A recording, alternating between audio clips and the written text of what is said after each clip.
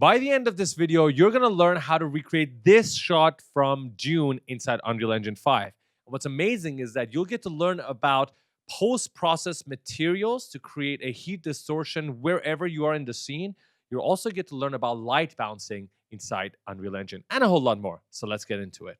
What is up, beautiful people? Welcome back to the final video of this series. That means by the end of this video, you would have finished all your 4 shots from Dune, and this would be farewell. And you will never, ever see from us again. I'm just joking. We'll be back again, of course, with another series. You never know.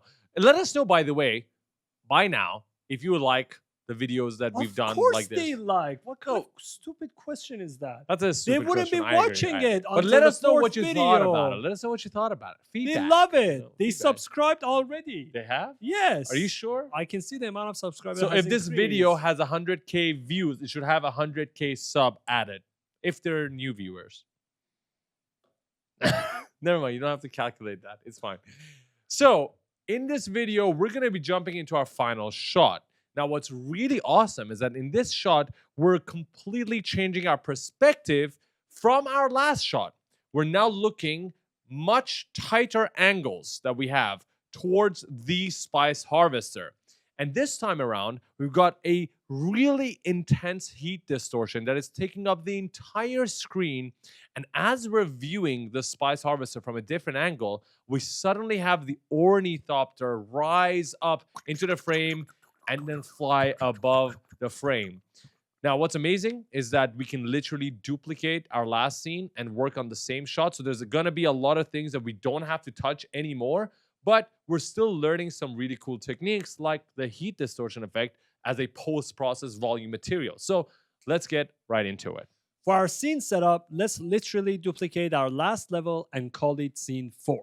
In order to prepare our current scene, and also not to mess up what we've created in the previous scene, let's delete the following items. Delete the scene 3 sequencer, delete the tracker, delete our cameras and rig rails, and all the fog cards. As for our camera, let's bring in a Cine camera. Let's lock in our angle, similar to our reference, sensor width 34, height 13.36. Clearly, this is a zoom lens, so we will go for a focal length of 102 millimeters and an aperture of 1.2 for a nice shallow depth of field. As for the manual focus, I brought it to the spice harvester so that the ornithopter will be out of focus when it rises to the frame. As for lighting from this angle, we are not going to keep the sun at the same angle, as we realize our smoke and spice harvester don't look beautiful. So we'll make adjustment to the position of the sun accordingly. That's precisely sometimes what I have to do with Farhad. I look at him from angles, he doesn't look beautiful. I have to change the lighting so that he ends up looking beautiful. I'm always beautiful.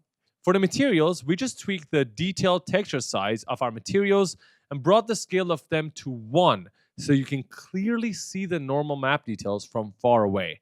This is why our material setup is awesome. For the heat distortion, let's try something new. You see, inside your post-process volume, there is this section called post-process materials, under which you can apply materials that will overlay themselves on your whole screen. Let's find the array tab and hit the plus icon and then hit choose and select asset reference. Now we have a slot in which we can insert a material to overlay our screen. And since our post-process volume has infinite extend turned on, this material will be applied regardless of where we are in the scene. Now let's create our material. Call it heat PPV and also create its instance. Inside the material, let's select our attribute, and inside the material domain, switch to post-process, leaving us only with an emissive color node to deal with. The concept here is pretty similar to our heat distortion for the ornithopter.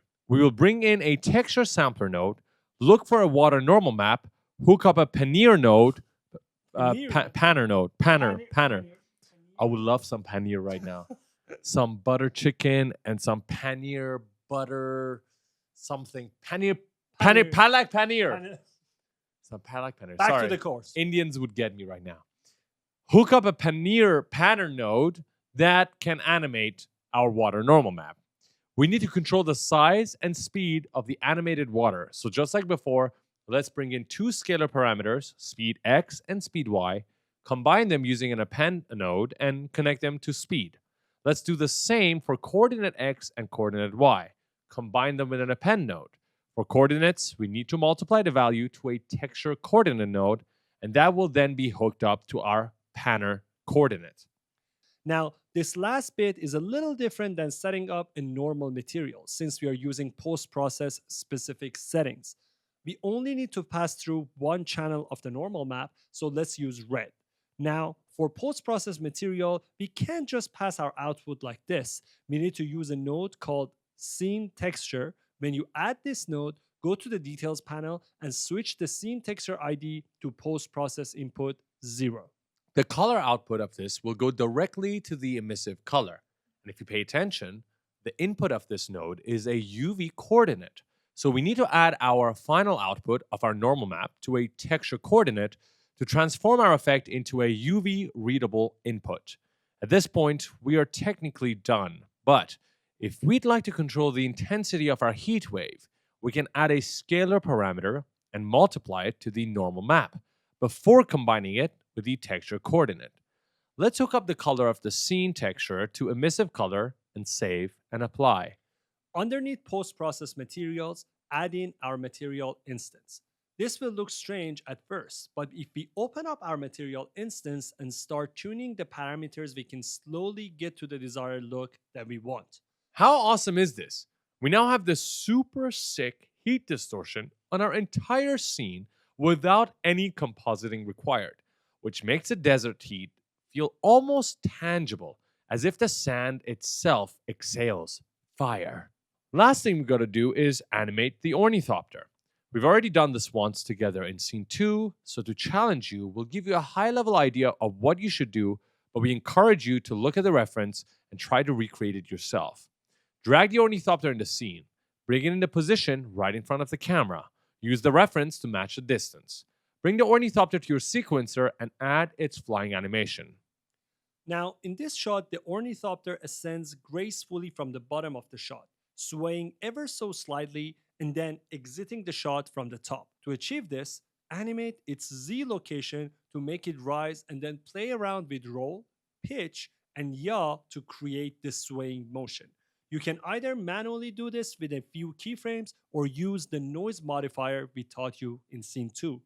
Oh, and also delete any of the unused dunes from our last scene since we don't really see them in our frame. Why have them make our scenes heavier? If you look at the BTS of how real films are shot, there are things called light bounces. Think of them as these curtains or panels with reflective surfaces that are used to bounce the light of the sun or another source onto the actor's face. The area underneath our ornithopter feels a little too dark, and I don't aim to shine a light on it myself. We want to use the natural light of the sun in our scene and bounce it back towards our ornithopter. We'll simply do that by using a plane and bringing it underneath our ornithopter. And now this plane bounces the sun's light, which works wonderfully here to add in just a little bit more light. Since the color of the objects can actually impact the color of the light being bounced, I can go ahead and drop in our sand dune material on this plane to literally emulate how the desert sand landscape should reflect light back up from the ground.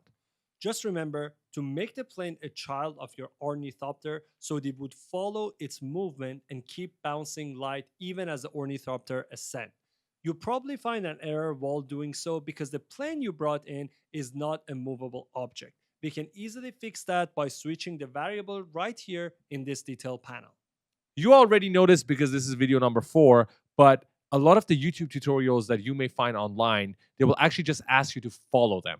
We actually want to always give you guys the theories and the practicals behind how and why we do things so that you understand them better. Now, something like this tip, the plane bouncing light back off, it's such a cool thing that is missing from most YouTube tutorials.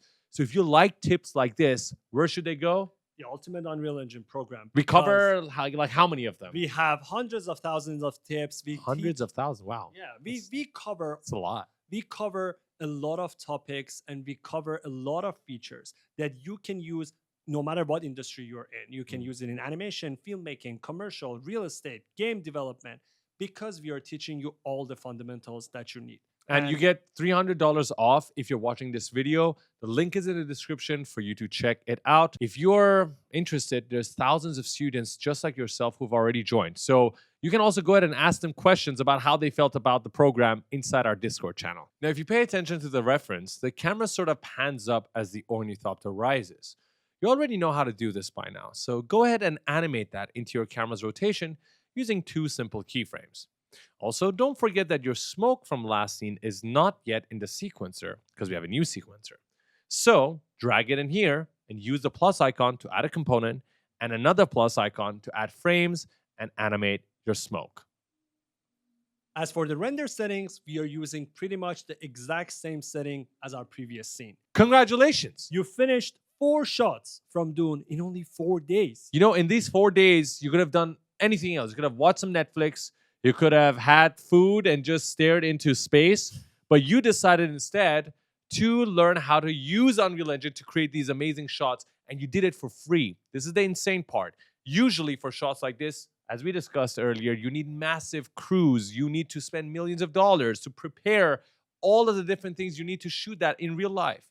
But with the technology available at our hands today, we get to do this at home on our potato, not ours is not a potato computer, on your potato computers, our beast of a machine. And guys, when you finish all of these 4 shots, make sure you upload them on your social media, whether it's X, LinkedIn, or Instagram. Tag Bag Decisions because... Bag decisions? What is bag decisions? Bag Decisions? Tag bad decisions so that we can see it because we always share your work when you tag us. So I think that's it, Farah. We finished it finally. Finally, we released the series. And let us know what you thought about the series in the comments. If you guys want us to do more of these, of course, send us DMs. I don't know. Write in the comments so we get to see them because we read your comments. And I guess I just wanted to say thank you for watching and subscribing. Ciao. We'll see you guys in the next one. Until then, ciao.